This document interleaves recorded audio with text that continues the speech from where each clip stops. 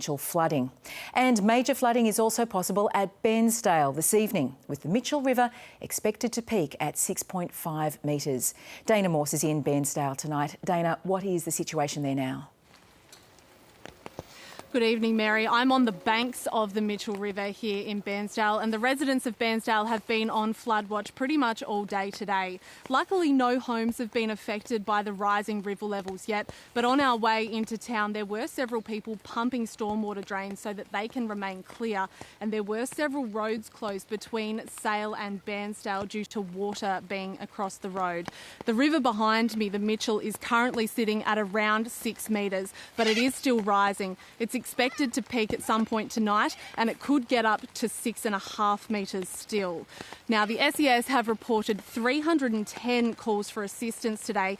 14 of those were rescues, and 5 of those came from a town just north of here called Wuk Wuk. We understand that 5 people drove into floodwaters and their car quickly became submerged. They had to get out and get onto the roof and cling to trees while they were waiting to be rescued by the SES. It hasn't just been Bairnsdale that's been affected by all this flood watch. The town of Stratford has the Avon River running through it. That peaked a short time ago at 6.7 metres. Again, luckily there were no homes affected there, but the river was looking very swollen when we visited earlier today.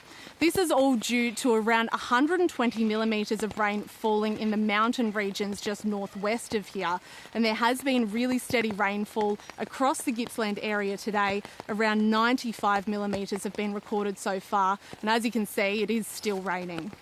Yeah, I can see that. And Dana, what is the outlook for tomorrow in that region?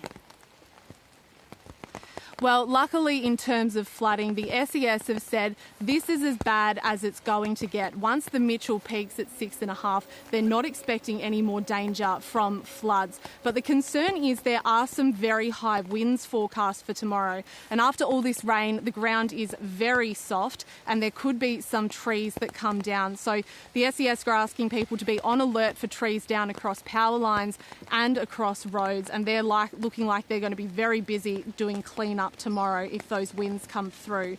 They're also reminding people not to drive through floodwaters because you can very quickly become submerged and then you're going to need rescuing.